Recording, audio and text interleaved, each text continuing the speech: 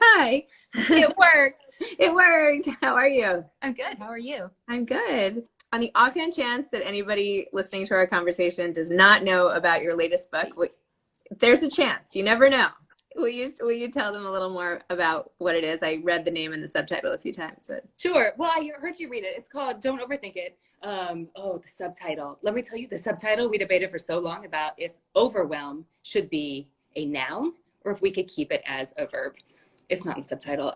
Make easier decisions, stop second guessing, and bring more joy to your life.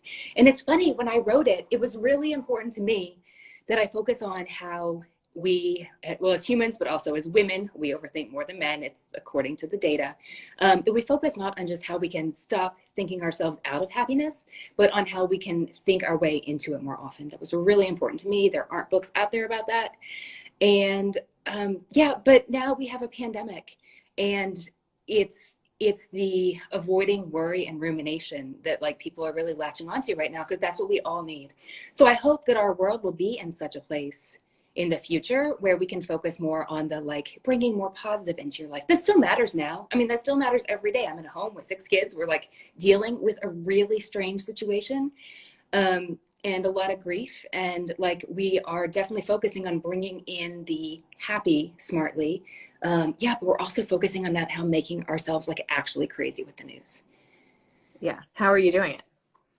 How are How am you I doing? doing it, or how am I doing? Those are different questions. Okay, I meant Yeah, how are you doing what you just said by surviving and yeah, not letting the news make you crazy. But sure, also how are you doing? But how are you doing it? How are you like using all the things that you know intellectually? Because I yeah. feel like that's the biggest gap is like I know what I should be doing, but I don't always necessarily do it then. Right. Because at a certain point, with anything that you learn, like you can't hack your way out. Like at a certain point, you have to actually take the actions that you know you need to take to get to the place you want to go.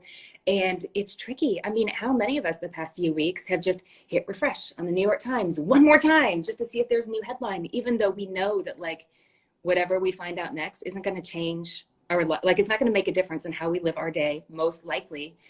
And yet like we know that it just makes us feel bad. I'm doing okay, but like so many people, so I'm not in New York, I'm in Kentucky. We only have 500 cases here, although we just had our biggest day of deaths and new cases yesterday. But it's not dire like it is in New York, and my heart goes out to all of you on hotspots and who have families that are personally affected. But I do have two critically ill loved ones who are not ill because of coronavirus, but it's all about coronavirus these days. Like we can't see them, it's affecting their treatment in like, oh, it's stressful.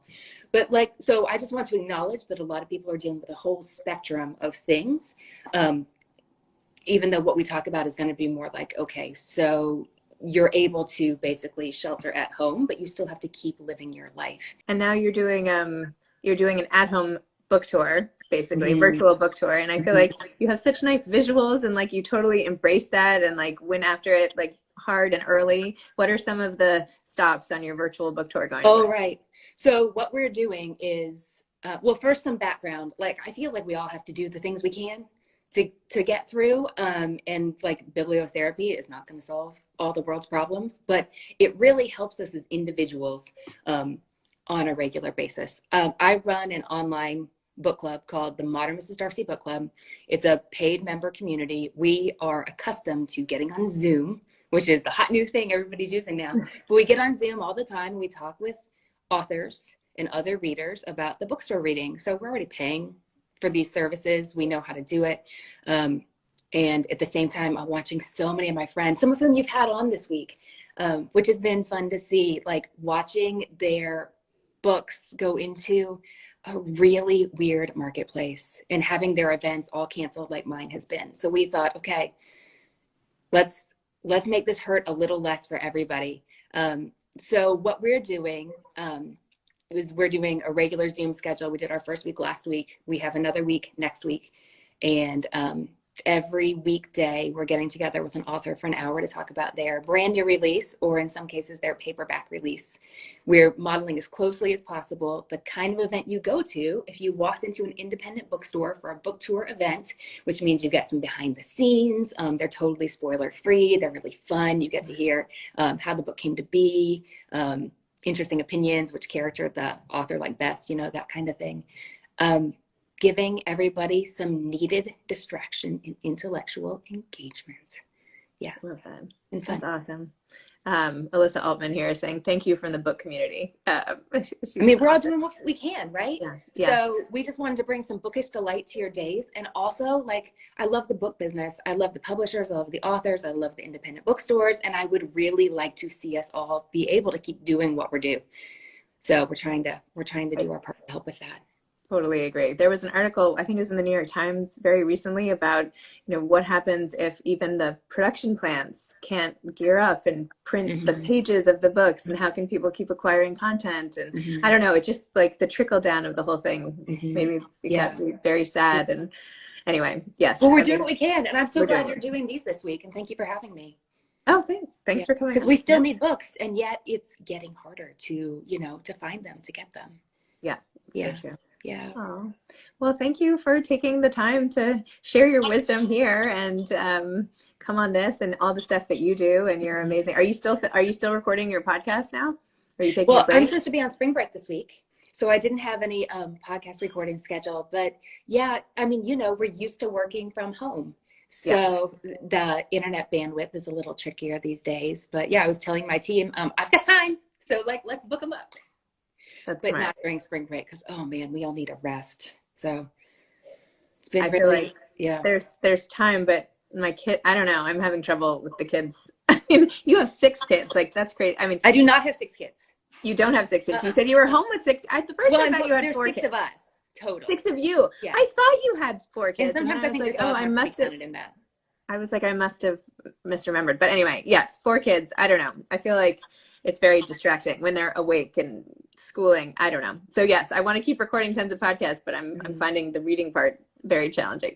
well, the first week that I got home and we made our book tour decisions, I was home, but I just could not read. I mean, I think I was busy doing other things and we were all adjusting. And I thought, oh man, this is not like me. But now I have been inhaling books that have been really nice. Really Anything? Nice. Yeah. What's like the last book you read? I just started the new Paulette Giles, Simon the Fiddler. But I saw that Amy Papa was on here. Are you still here, Amy? I loved your book. It was so fun. So Musical Chairs was really a highlight of my new pandemic reading life. I have that right here. It's a little too far for me to grab, but yes. She's coming on, I think, tomorrow. So yeah. Oh, it was so fun. Although there was this one moment in the book where the characters are going from their country house in Connecticut into New York City. And I was like, don't go. It's okay. But, so New York will be safe again eventually. It will be. I hope. It will be. But that was really fun. What about you? What are you loving? What's the last book you read? Laura Prepon's You and I as Mothers. I don't know that one. From Orange is the New Black. I'm having her on this show tomorrow, and I was reviewing that this morning. And that was really good. It's about her experience being with all of her anxiety and being a new mom and all of it. So that was actually really good. That was I shouldn't say actually. That was really good. Yeah. So, I'm so glad. Yeah. We need good books. Right. Well, it was great to connect with you again and have fond memories of our time together.